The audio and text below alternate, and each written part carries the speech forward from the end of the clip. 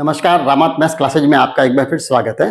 तो अब तक के वीडियो में हमने लाभ हानि जो चैप्टर था उसके अंतर्गत हमने बहुत ही सरल तरीके से बहुत सारी चीज़ें सीखी है, जिसमें हमने लाभ किस तरह से ज्ञात किया जाता है, हानि किस तरह से ज्ञात की जाती है, ये भी हमने बहुत ही अच्छे तरीके से देखा था। साथ ही प्रतिशत लाभ जो है या प्रतिशत हानि की गणना किस तरह से कर सकते हैं, या जब ये प्रतिशत लाभ या हानि दिए हुए हो तो हम क्रय मूल्य या विक्रय मूल्य की गणना किस तरह से कर सकते हैं। तो ऐसे बहुत सारे प्रश्न थे जिनको हमने पिछले जो कुछ वीडियो थे उसमें हमने चर्चा की है। तो जो साथी पहली बार चैनल के साथ जुड़े हैं या इस वीडियो को पहली बार देख रहे हैं, तो उनसे मैं आग्रह करूंगा आप इस चैनल को एक बार सब्सक्राइब कर दीजिए। साथ ही जो बेल आइकन है उसको भी आप प्रेस कर दीजिए, ताकि जो कंटिन्यू जो वीडियो बन रहे हैं कंपटीशन के लायक, उनसे आप कहीं भी वंचित नहीं होंगे। और अगर आपको वीडियो अच्छा लगे तो आप लाइक जरूर करें और साथ ही अपने दोस्तों के साथ शेयर भी करें। और जो साथी उन वीडियो से वंचित हो गए तो उनका लिंक भी डिस्क्रिप्शन में मैं दे दूंगा, तो आप वहां से वो सारे ही वीडियो देख सकते हैं। तो चलिए आज का जो नया चैप्टर शुरू कर रहे हैं उसके बारे में हम बात करेंगे। आज का जो वीडियो है उसमें हम बात करेंगे बिल्कुल जो साधारण ब्याज किस तरह से ज्ञात किया जाता है उनकी हम गणना करेंगे। और वैसे ये चैप्टर देखने को तो बहुत ही सिंपल सा लगता है कि बिल्कुल साधारण सा ब्याज है, लेकिन जब इनके कंपटीशन में जब प्रश्न आते हैं तो इससे भी बहुत ही अच्छे अच्छे प्रश्न बन सकते हैं। तो अपन इस वीडियो में सारे ही प्रश्नों पर चर्चा करेंगे। पहले बिल्कुल जो सिंपल प्रश्न है उनको भी हम अच्छे से सीखेंगे, क्योंकि जब तक हमारे पास बेसिक प्रश्नों की जानकारी नहीं होंगी या बेसिक कॉन्सेप्ट हमारे पास क्लियर नहीं होगा तब तक हम अच्छे प्रश्नों की तरफ बहुत अच्छे से नहीं समझ पाएंगे। अगर मैं चाहूँ तो डायरेक्ट भी अच्छे प्रश्न भी शुरू कर सकता हूँ, लेकिन देखिए हमेशा से ही मेरा यही उद्देश्य रहता है कि हम मेरे सामने जो स्टूडेंट बैठा है वो ऐसा स्टूडेंट है जिसको अभी मैथ्स में सही कुछ भी नहीं आ रहा है या बिल्कुल कम ज्ञान है। तो हम बिल्कुल जब बेसिक से शुरू करते हैं तो उसको सारी चीज़ों का अच्छे से ज्ञान हो जाता है। तो हम उसको लेकर जब आगे बढ़ते हैं तो जो अच्छे जो प्रश्न होते हैं फिर उसको करने में हमको कहीं भी दिक्कत नहीं आती है। तो चलिए हम बिना समय गवाए शुरू करते हैं आज का वीडियो।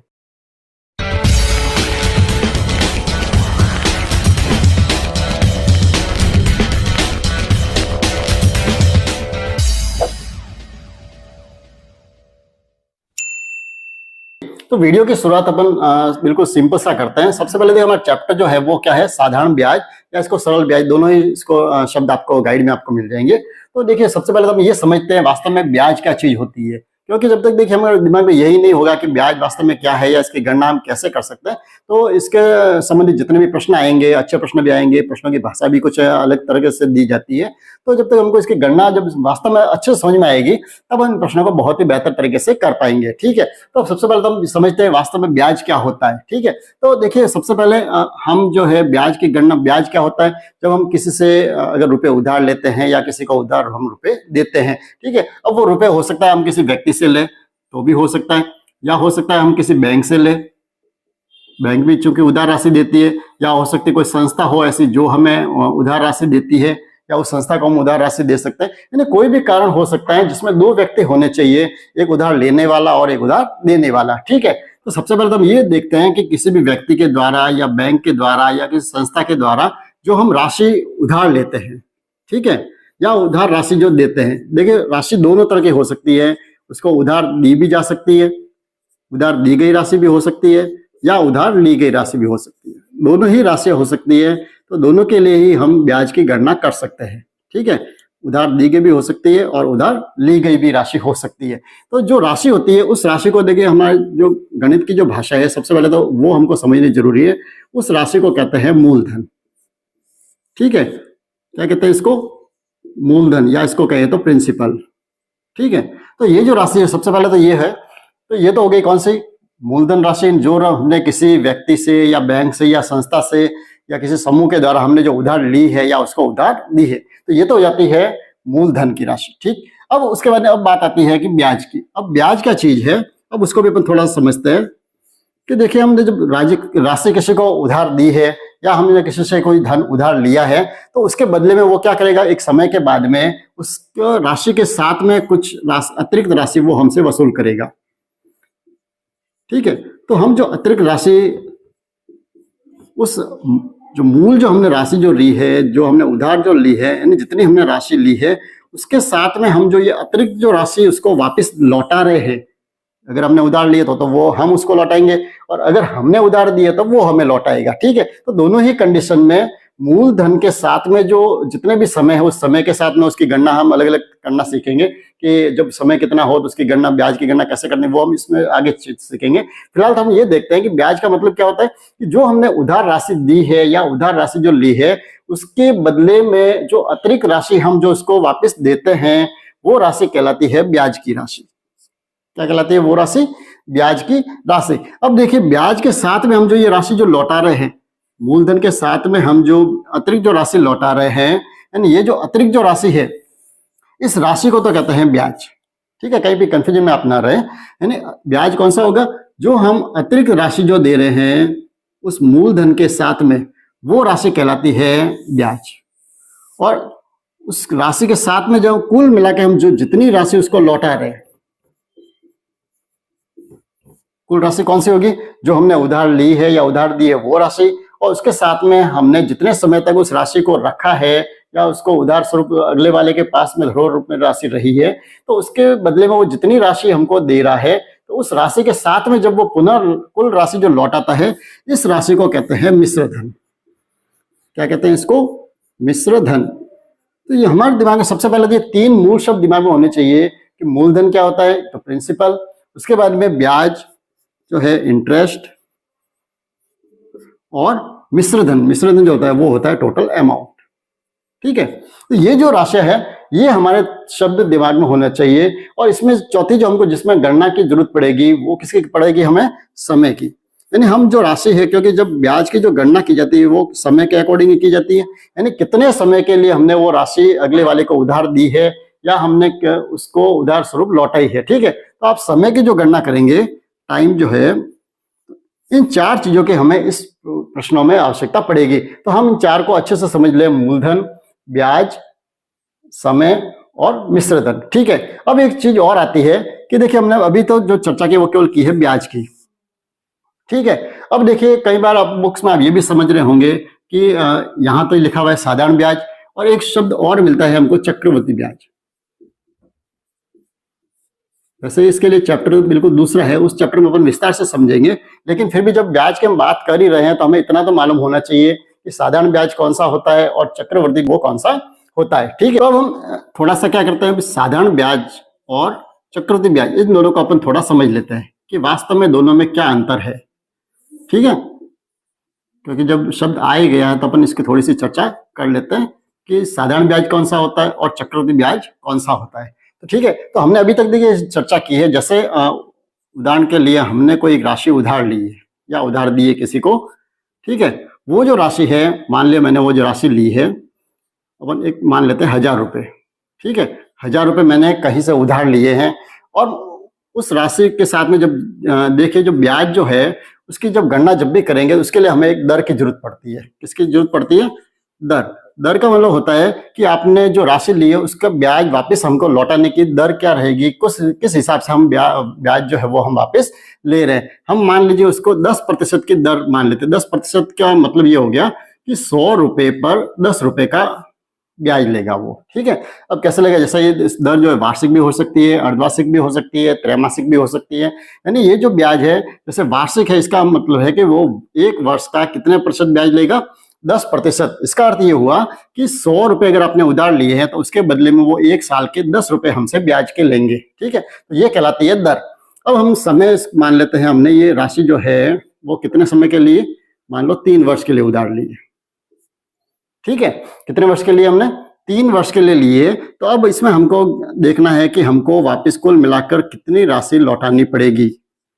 तो राशि लौटाने उसको तो क्या कहते हैं? मिश्रधन कहते हैं। ठीक है, अब यही चीज हम दोनों तरीके से देखेंगे कि अगर साधारण ब्याज क्या होता है और चक्रवृद्धि ब्याज जो है वो क्या होता है। अब देखिए साधारण ब्याज तो ये होता है, जैसे हमने ये मान लिया कि 1000 रुपए 100 रुपए के अगर 10 रुपए वो ब्याज के लेते हैं तो 1000 रुपए के हो जाते हैं 100 रुपए ब्याज के। ठीक है, जब हम गणना करना सीखें तब हम अच्छे से देखेंगे। अभी फिलहाल हम इतना ही समझ रहे हैं कि एक साल का जो ब्याज है वो कितना हो जाएगा? 100 रुपए। जब 1000 रुपए मूलधन है तो उसका ब्याज कितना हो जाएगा? 100 रुपए। तो अब इसकी जो गणना जो करेंगे, जैसे पहला जो वर्ष है, जब एक वर्ष खत्म हो जाएगा तो उसमें क्या करते हैं, जैसे 1000 रुपए का ब्याज है, हम चाहे तो देखिए ब्याज कैसे ले जाता है। अब हो सकता है जो साधारण ब्याज हम एक साल खत्म होने के बाद फिर ब्याज की राशि लौटा दे, ये भी हो सकता है। फिर अगले साल वापिस ब्याज का दिया, तीसरे साल भी दे सकता है। यानी कुल मिला इसमें जो गणना है, जैसे मैंने प्रथम साल में मैंने कितने रुपए का ब्याज दिया? 100 रुपए का ब्याज। अब अगर 2 साल में राशि कितने साल रख रहा हूँ? 3 साल रख रहा हूँ, तो पहले साल में मुझे ब्याज कितना देना है? 100 रुपए का। दूसरे साल में मुझे ब्याज कितना दे रहा है? 100 रुपए का। और तीसरे साल में अगर मैं रखता हूं तो मुझे एक साल का 100 रुपए का ब्याज और देना पड़ेगा। यानी 3 साल के मुझे कितने रुपए देने? उसको 300 रुपए जो है वो ब्याज के देने पड़ेंगे। ठीक है। यानी कुल मिला के जो है मुझे जो है 3 साल के बाद में उसको कितनी राशि लौटानी पड़ेगी? बिल्कुल सिंपल है, 1,000 रुपये मैंने उधार लिए हैं और 300 रुपये मुझे ब्याज के देने हैं, मतलब मुझे 1,300 रुपये वापस लौटाने पड़ेंगे। ये तो हुआ एक साधारण ब्याज। अब देखिए चक्रवृद्धि ब्याज क्या होता है, उसको भी अपन थोड़ा समझ लेते हैं। वैसे जब अपन चैप्टर को समझेंगे तो बहुत ही विस्तार से इसको समझेंगे, लेकिन थोड़ा सा मैं बता दूं, यानी इसमें होता क्या है कि चक्रवृद्धि ब्याज जो होता है वो देखिए जैसे पहले साल जो हुआ, पहला वर्ष जो है, पहले वर्ष का ब्याज देखिए दर वगैरह अपन वही मान रहे हैं, 1,000 रुपये हमने उधार लिए हैं, दर हमारी कितनी है 10% वार्षिक है और समय कितना है 3 वर्ष के लिए। लेकिन 1 साल के बाद जो ब्याज होगा वो कितना होगा, 100 रुपये हो गया। तो 1 वर्ष के बाद अब दूसरे वर्ष में जब हम ब्याज की जो गणना इसकी करेंगे तब उस चक्रवृद्धि ब्याज में क्या होता है, देखिए साधारण ब्याज में तो ये होता है कि आपने जितनी राशि उधार ली है उसी का ही हर साल का ब्याज लगेगा। ठीक है, ये तो हुआ साधारण ब्याज। और चक्रवृद्धि ब्याज में क्या होता है, जैसे ही 1 साल खत्म हुआ, क्योंकि हम देखिए राशि तो कब लौटा रहे हैं, 3 साल के बाद में ले रहे हैं उधार, तो 3 साल बाद ही लौटाएंगे। अब इसमें ये हुआ कि हम जैसे 1 साल खत्म हुआ तो 1 साल का ब्याज कितना हो गया, 100 रुपये। अब ये जो 100 रुपये का ब्याज जो है वो उस मूलधन के साथ में जुड़ जाता है। यानी अब हमारी जो उधार राशि उसको लौटाने की जो राशि है वो दूसरे साल कितनी हो जाती है कि हमको 1,100 रुपये की राशि वापस लौटानी थी। 1 साल खत्म होते ये ब्याज क्या कर दिया, उसके अंदर उसने जोड़ दिया। यानी दूसरे वर्ष के लिए जो ब्याज जो हमारा लगेगा वो अगर साधारण ब्याज होता तो उसमें 1,000 रुपये पर ही हमारा ब्याज लगता। लेकिन चक्रवृद्धि ब्याज में क्या होता है, जो राशि जो अब जो नई जो राशि बन गई है वो क्या कितनी बन गई है, 1,100 रुपये। तो अब दूसरे वर्ष में जो ब्याज लगेगा वो किस पे लगेगा, 1,100 रुपये का जो है उस पर ब्याज की गणना करेंगे। अब जितने भी रुपए ब्याज आएगा वो ब्याज अलग आएगा। ठीक है, अब तीसरा वर्ष जब होगा तो वापस चक्रवृद्धि ब्याज में क्या होता है, जैसे ही दूसरा वर्ष खत्म होगा तो इसमें जितनी भी ब्याज की राशि आएगी वो राशि इस मूलधन में जुड़ जाएगी और उसके ऊपर पुनः ब्याज लगना शुरू हो जाता है, तो उसको कहता है चक्रवृद्धि ब्याज। ठीक है, अब इसकी गणना कैसे करनी वो तो अपन जब चैप्टर समझेंगे उस समय देखेंगे। फिलहाल हम बिल्कुल सिंपल सा जो है साधारण ब्याज को कैसे ज्ञात करना है उनको हम अच्छे से हल करना सीखते हैं। तो प्रश्नों को शुरू करने से पहले अपन थोड़ी सी चर्चा ये कर लेते हैं कि हम ब्याज की गणना जो है वो साधारण ब्याज जो है उसकी गणना हम किस तरह से कर पाएंगे। तो देखिए हमारे सामने जो ऐसे जो प्रश्न आएंगे साधारण ब्याज से संबंधित, उसमें हमारे सामने 3 चीजें तो अवश्य ही हमको मिलेगी। एक तो क्या लिखा होगा, हमको मूलधन लिखा हुआ होगा कि हमने कितनी राशि उधार ली है या कितने राशि उधार दी हुई है, ये चीज लिखी हुई होगी। दूसरा जो होगा, हमने चर्चा की कि हम ब्याज जो है उसकी दर जरूर लिखी हुई होगी, प्रतिशत में लिखी हुई होगी। ठीक है, और तीसरा जो है वो क्या होगा, समय। ये 3 चीजें तो हमारे सामने अवश्य ही हमको लिखी हुई मिलेगी। ठीक है, अब जब नहीं मिलेगी तो उसको भी हम कैसे ज्ञात करें वो भी हम आगे सीखेंगे।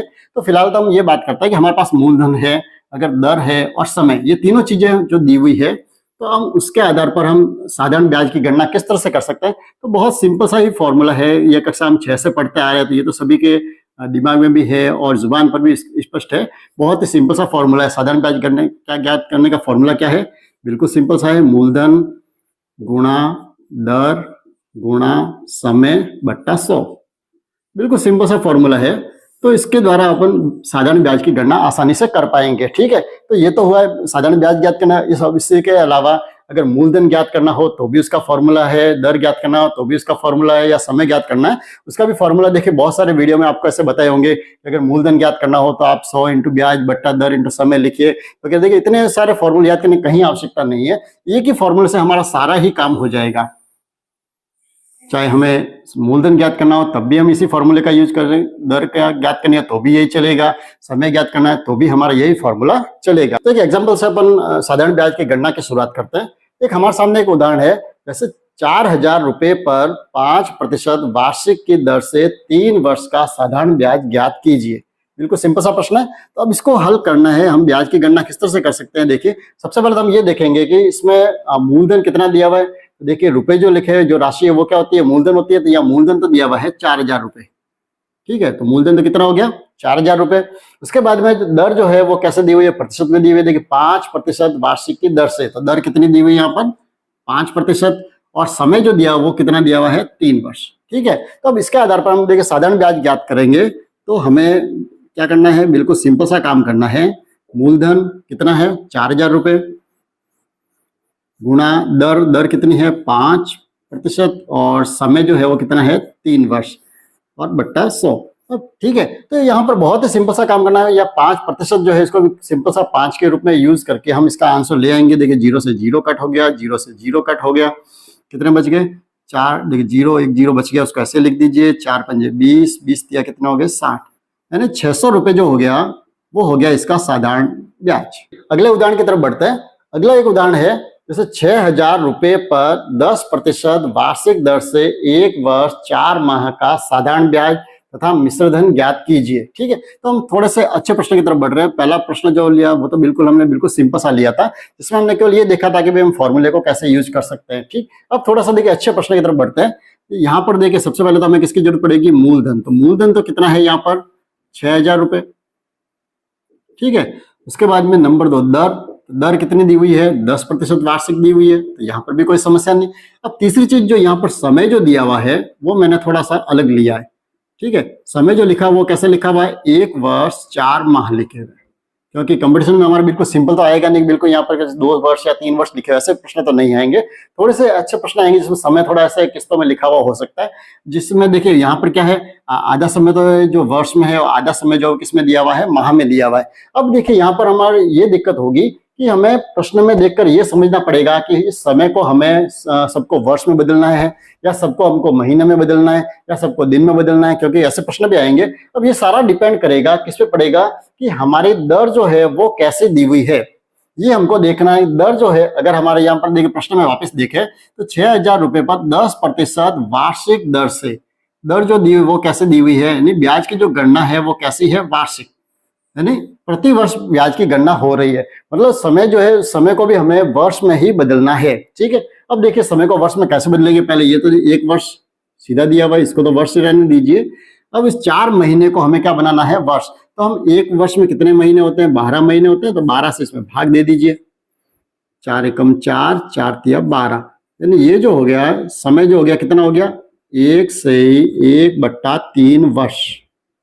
ठीक है, अब इसको अपन थोड़ा बदल देते हैं, 3 एकम 3, 3 और 1 4, तो 4/3 वर्ष। ये जो समय की जो आई है अवधि, इसको हम प्रश्न में ऐसा ऐसा यूज करेंगे। ठीक है, अब हमें देखिए प्रश्न में क्या ज्ञात करना है, एक तो साधारण ब्याज करना है।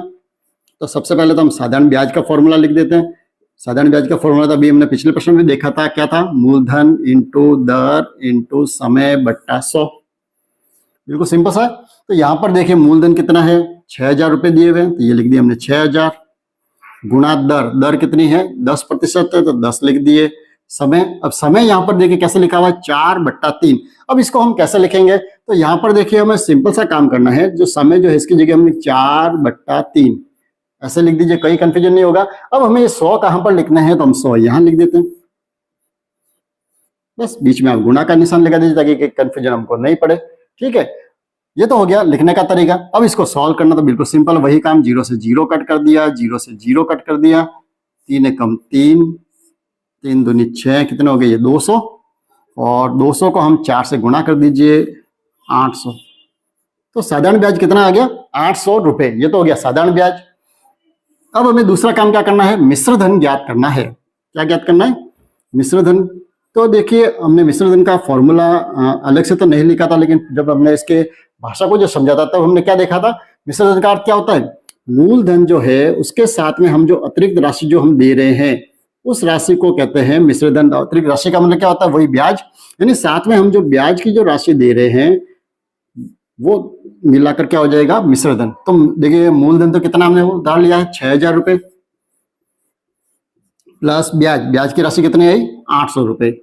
तो मिश्रधन जो हो जाएगा वो कितना हो जाएगा, 6,800 रुपये। यानी कहीं पर भी हमको ऐसे जो प्रश्न है उसमें कहीं पर भी ना तो आपको शॉर्टकट की तरफ बढ़ने की आवश्यकता है, बिल्कुल हम प्रॉपर तरीके से करेंगे, बिल्कुल सिंपल तरीके से करेंगे तो आप सारे प्रश्नों को अच्छे से हल कर पाएंगे, चाहे उसकी भाषा कितनी भी अधिक घुमावदार हो या आपको टेढ़ी मेढ़ी दिख रही हो, लेकिन सिंपल तरीके से आसानी से अपन हल कर पाएंगे। अगले प्रश्न की तरफ बढ़ते हैं। अगला जो प्रश्न है वो ये है कि 1,500 रुपये का 15% वार्षिक की दर से 146 दिन का साधारण ब्याज क्या होगा। अब देखिए हमने पहले जो प्रश्न में उसमें तो हमने बिल्कुल सिंपल सा प्रश्न देखा था, जिसमें हमें समय जो दिया कैसे दिया हुआ था, वर्ष में दिया हुआ था। अभी हमने पिछला जो एग्जाम्पल देखा था उसमें हमने ये देखा था कि वहां पर जो समय था वो कुछ तो वर्ष में था, कुछ महीनों में था, तो उसको हम कैसे बदल के कर सकते हैं, तो उसको भी हमने बहुत ही सरल तरीके से समझा। अब हम अगला जो प्रश्न है इसको अपन समझते हैं, जहां पर हमें समय जो है वो बिल्कुल कैसे दिया हुआ, दिन में दिया हुआ। यहाँ पर सबसे पहले तो देखिए मूलधन तो कितना है, 1,500 रुपये, तो यहाँ तो कोई दिक्कत नहीं है। दूसरा जो दिया हुआ है वो क्या दी हुई है, दर दी हुई है, वो भी कैसे दी हुई है, 15% में दी हुई है, तो यहाँ पर भी कोई समस्या नहीं। दर कैसे है, वार्षिक, तो जब दर वार्षिक है तो ये तो फिक्स है कि समय को हमें वर्ष तो बनाना ही पड़ेगा। अब यहाँ पर समय दिया हुआ कितना है, 146 दिन दिए हुए, क्या दिए हुए, 146 दिन दिया हुआ है। तो अब दिन को हमें क्या बनाना है, वर्ष, क्या बनाना है हमें, दिन को वर्ष। तो एक वर्ष में कितने दिन होते हैं, तो यहाँ पर हमें 365 दिन जो होते हैं, तो 365 का हम इसमें देंगे भाग। जब हमने महीने को वर्ष में बदलाया तब तो क्या किया था हमने, क्योंकि एक वर्ष में 12 महीने होते तो 12 का भाग दिया था। अब यहाँ पर दिन को बदलना है तो दिन जो होते हैं वो एक वर्ष में कितने होते हैं, 365, तो हम यहाँ पर कितने का भाग देंगे, 365 का। अब इसको 365 से भाग देने के लिए देखिए, अब ध्यान रखें, ऐसे जो प्रश्न जब भी आता है कंपटीशन एग्जाम में, तो लगभग ऐसे जो प्रश्न, उसमें संख्या जो बनेगी वो ऐसी बनती है, क्योंकि 365 जो है वो केवल किससे विभाजित है, 73 से। ठीक है, ये एक दिमाग में जरूर रखिए। देखिए, ये कोई फिक्स नहीं है, हर बार मैं ये नहीं कह सकता कि जो संख्या जो ऐसी मिलेगी जो 73 से ही विभाजित होगी, लेकिन अधिकांश जो प्रश्न जो आते हैं उसमें लगभग ऐसे ही संख्या देते हैं, क्योंकि 365 उसमें किससे विभाजित है, केवल ये 5 से विभाजित होता है। उसमें जो 5 का हम जो भाग देंगे तो कितनी बार जाता है, 73 बार। यानी ये जो संख्या केवल 73 और 5 से ही विभाजित है। ठीक है, तो लगभग आपको ऐसे ही संख्या मिलेगी जो 5 से विभाजित हो या दोनों 73 से विभाजित हो। अगर नहीं भी मिले तो फिर हम उसको ऐसा भी यूज करना हमको पड़ेगा। लेकिन यहाँ पर देखिए, दोनों जो संख्या जैसे 146 लिखा हुआ, तो 146 देखिए 73 को हम किससे, 2 से अगर गुणा करेंगे तो हमें 146 मिल जाएंगे। ठीक है, और इसको 5 से गुणा करेंगे तो हमें 365 मिलेंगे। इसको जब सिंपल करेंगे तो 73 के पहाड़े में 2 बार आएगा, और 365 कितनी बार आएगा, 5 बार। यानी ये समय जो बदल जाएगा वो बदल जाएगा 2/5 वर्ष। ठीक है, लेकिन देखिए, आप कहीं भी दिमाग में ये फिक्स नहीं करें कि सर ने बता दिया कि बिल्कुल नहीं, कोई भी संख्या ऐसी ही आएगी जो 73 से कट होगी, तो ऐसा आवश्यक नहीं है। लेकिन अधिकांश तो मैंने देखा है, जितने भी कंपटीशन एग्जाम में जो प्रश्न आते हैं, जब समय को बदलना आता है, उसमें दिन को बदलना जो आता है, तो उसमें लगभग ऐसे ही योग दिया जाता है, या ऐसा ही योग आपसे पूछा जाता है। कुछ समय ऐसे भी प्रश्न आएंगे जिसमें आपको समय अवधि दी हुई होगी कि इस तारीख से लगाकर इस तारीख के बीच का कितना समय हुआ, तो अगले प्रश्न में वो भी गणना कर लेंगे। ठीक है, तो फिलहाल तो मैं इसको ये देखते हैं, आगे बढ़ते हैं। अब हमें करना क्या है, इसमें साधारण ब्याज ज्ञात करना है। तो जब हमारे सामने तीनों ही चीजें स्पष्ट होगी, तो अब तो हमें ज्ञात करना सिंपल सा ही है। सबसे पहले मूलधन गुणा दर गुणा समय बट्टा 100। ठीक है, मूलधन तो कितना है, 1500, दर कितनी है, 15%, और समय कितना है, 2/5। तो पिछले प्रश्न में जैसे अपने लिखा था वैसे ही यहाँ पर भी लिख देते हैं, और ये आ गए 100 यहाँ पर। ठीक है, ये गुणा का निशान यहाँ की जगह यहाँ लगा दीजिए। ठीक है, तब भी चलेगा। देखिए, 1 0 से 1 0 कट हो गया, 1 0 से 1 0 कट हो गया, 5 एकम 5, 5 तिया 15। ठीक है, अब इनको गुणा कर दीजिए, 3 का 15 से गुणा कर दिया, कितना, 15 तिया 45, 45 का 2 से गुणा कर दिया, 45 दूनी कितने हो गए, 90 रुपए जो हो जाएगा वो हो जाएगा इसमें ब्याज। तो अगले उदाहरण की तरफ बढ़ते हैं। तो अगला उदाहरण जो है उसमें यह है कि सुमित ने 29,200 रुपए की राशि 18 जनवरी 2024 को उधार ली। ठीक है, यदि साधारण ब्याज की दर 8% वार्षिक हो तो बताओ 21 जून 2024 को वो कितनी राशि लौटाएगा। तो इस प्रश्न में देखिए, सबसे पहले एक तो यहाँ पर हमें क्या दिया हुआ है, मूलधन दिया हुआ है। मूलधन कितना दिया हुआ है, 29,200 रुपए। ठीक है, ये तो दिया हुआ है। अब यहाँ पर आगे क्या लिखा हुआ है कि उसने राशि जो है वो कब ली है, 18 जनवरी 2024 को उधार लिए। अब यहाँ पर देखिए, समय तो नहीं दिया हुआ कि कितने महीने हैं या कितने वर्ष है, वो अपन बाद में चर्चा करेंगे। आगे जो है, यदि साधारण ब्याज की दर जो है वो दी हुई है 8% वार्षिक दर है, वो तो दी हुई है, बिल्कुल सिंपल सी दी हुई है, तो यहाँ पर तो हमें कहीं भी दिक्कत नहीं होगी। ठीक है, अब यहाँ पर तीसरा जो काम वो हमें चाहिए, वो क्या चाहिए, समय। अब समय की गणना हमें यहाँ पर करनी पड़ेगी। अब समय जो दिया हुआ कैसे दिया हुआ है, न तो यहाँ पर वर्ष में लिखा हुआ है, न महीने में लिखा हुआ है, और न दिन में लिखा हुआ है। ठीक है, तो यहाँ पर हमको इसको सबसे पहले तो देखिए, समय अवधि जो है वो क्या दी हुई है, 11 जनवरी 2024 से हमें कहाँ तक गणना करनी है, 21 जून 2024 तक।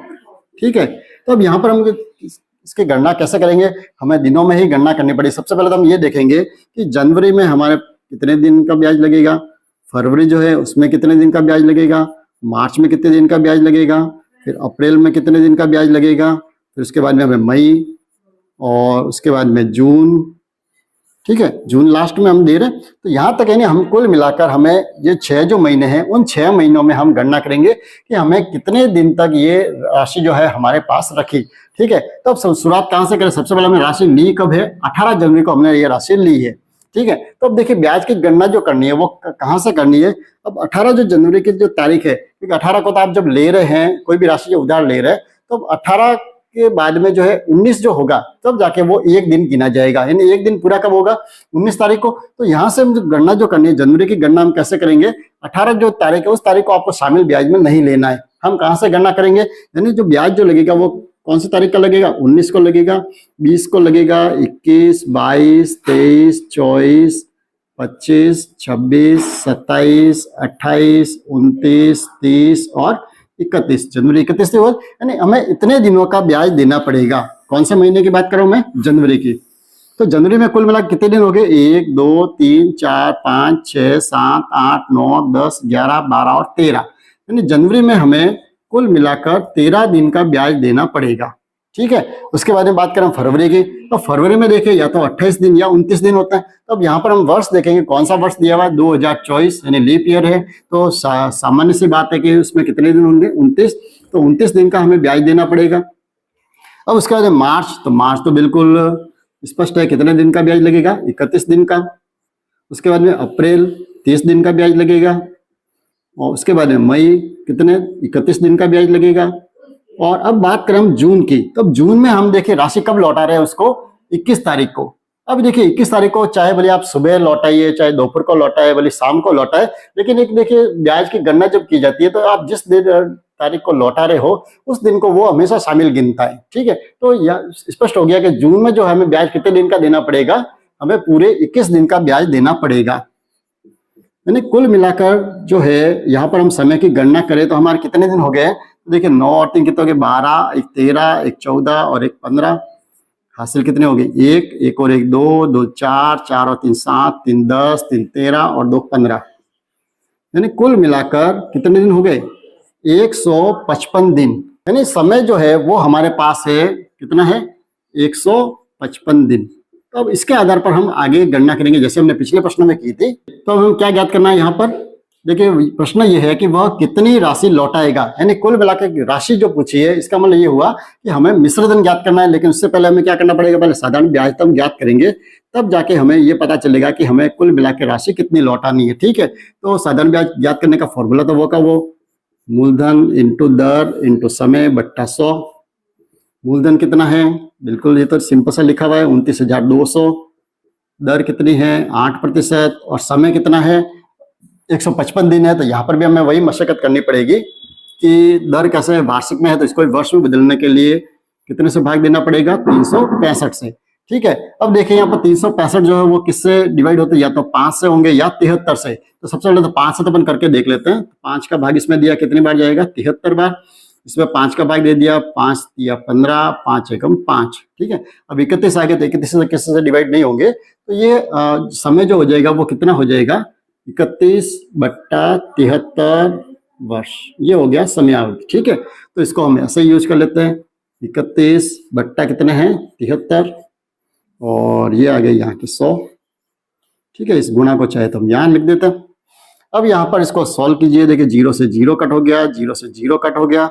अब ये 73 जो है, 73 से देखिए इसको अपन सॉल्व करके देखिए, 292 इसमें कट हो जाएंगे क्या, 73 के गुणा करके देखिए, 73 का 2 से गुणा करे तो 140 होता है, मैंने देखा था। 3 से गुणा करके देखे, 3 तिया 9, 7 तिया 21, नहीं हो सकते। 4 से गुणा करके देखें, 4 तिया 12, हासिल 1, 7 चौक 28 और 1 29, 292 आ रहे हैं बिल्कुल। तो 73 का इसमें तो एक बार जाएगा, इसमें कितनी बार जाएगा, 4 बार। ठीक। अब हमें क्या करना है, 4, 8 और 31 इन सबका गुणा करना है, तो हमारा आंसर मिल जाएगा। कितना हो जाएगा, देखिए 4 का 8 से गुणा किया, 8 चौके कितने हो गए, 32। 32 का 31 से गुणा कर दीजिए, 1 का 2 से किया 2, 1 का 3 से किया 3, 3 दूनी 6, 3 तिया 9, 2 6 और 3 कितने हो गए, 9 9, कितना आ गए, 992 रुपए। ये आगे कौन सी राशि आ गई, ये तो साधारण ब्याज की राशि आ गई। अब प्रश्न हमारा ये है कि वह कुल कितनी राशि लौटाएगा, यानी हमें क्या ज्ञात करना है, मिश्र धन ज्ञात करना है।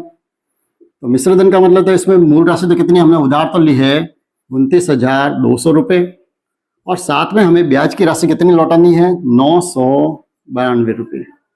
इन दोनों को जोड़ दीजिए, 2 का 2, 9 और 0 के कितना आ गए, 9, 9 और 2 हो गए 11, हासिल 1, 29 और 1 हो गए 30। यानी 30,192 रुपये जो है वो हो जाएगा इसका आंसर। ठीक है, तो आशा करूंगा आज के वीडियो में हमने बहुत ही सरल तरीके से सरल ब्याज क्या होता है इसको हमने देखा है, या मूलधन क्या होता है, मिश्रधन क्या होता है, या दर क्या होती है, या समय क्या होता है, वो हमने बहुत ही सिंपल तरीके से देखा है। साथ ही हमने इस पर आधारित जो बिल्कुल जो सिंपल जो प्रश्न थे उनको हमने हल करना सीखा है। तो विशेषकर हमने वो प्रश्न देखे इसमें जिसमें समय जो है वो अलग अलग दिया हुआ हो, कभी वर्ष में दिया हुआ तो हम उसके ब्याज की गणना किस तरह से कर सकते हैं, या समय जब महीने में दिया हुआ तो हम गणना कैसे कर सकते हैं, या हमें जब दिन में दिया हुआ तो हम गणना कैसे कर सकते हैं। तो इसमें अगर आपको कहीं भी दिक्कत आई और कुछ ऐसा जो बिंदु लगे, वैसे मुझे लगता तो नहीं है कि इसमें आपको कुछ भी समस्या आई होगी, फिर भी देखिए हो सकता है कि कुछ बातें ऐसी जो वो आपके दिमाग में स्पष्ट नहीं हो, तो आप कमेंट्स में जरूर लिखें, ताकि नेक्स्ट जो वीडियो जब बनाएंगे जिसमें अपन इससे अच्छे प्रश्न लेंगे उसमें आप ये देखेंगे कि भाई जब ब्याज दिया हुआ हो तो मूलधन की गणना कैसे की जाती है, या समय कैसे ज्ञात करते हैं, या दर कैसे ज्ञात करना है, उनको हम अगले वीडियो में लेंगे। क्योंकि ये वीडियो काफी बड़ा बनेगा, फिर मुझे अच्छा भी नहीं लगता कि बहुत ज्यादा बड़ा वीडियो बने और आपके अनावश्यक समय खर्च हो उसमें। तो हम सारी जो चर्चा करेंगे उसको अगले वीडियो में करेंगे। तो अगर आपको वीडियो अच्छा लगा हो तो आप लाइक जरूर करें, अपने साथी साथ शेयर भी करें, और अगर आपने चैनल को सब्सक्राइब नहीं किया है अभी तक तो आप चैनल को सब्सक्राइब जरूर करें, क्योंकि इसमें देखिए वीडियो जो बनेंगे बिल्कुल कंटिन्यू बनेंगे, बिल्कुल आपके सिलेबस के अकॉर्डिंग ही बनेंगे। इसमें कुछ भी आपको अनावश्यक, शायद आपने अगर पूरा वीडियो अगर ध्यान से देखा होगा तो आपको कुछ भी इसमें अनावश्यक नहीं लगा होगा कि कहीं पर हाय हेलो चल रहा है या कुछ ऐसे अनावश्यक बात चलते हैं जो हमारे रिलेटेड नहीं है। तो बिल्कुल हम बिल्कुल पॉइंट टू पॉइंट ही चलते हैं, हर चीज को बिल्कुल जितना हो सकता है मैं स्पष्ट करने की पूरी कोशिश करता हूं, तो आपको शायद कहीं दिक्कत नहीं आएगी। तो आप चैनल के साथ बने रहिए, और सब्सक्राइब नहीं किया है चैनल को तो एक बार पुनः निवेदन करूं आप चैनल को सब्सक्राइब कीजिए, और साथ में जो बेल आइकन है उसको आप अवश्य ही प्रेस कीजिए, ताकि जब भी वीडियो अपलोड होगा तो उसका नोटिफिकेशन होगा वो आपको समय पर मिलेगा, आप कहीं भी वीडियो से वंचित नहीं होंगे। तो मिलते हैं अगले वीडियो में कुछ अच्छे प्रश्नों को लेकर। धन्यवाद।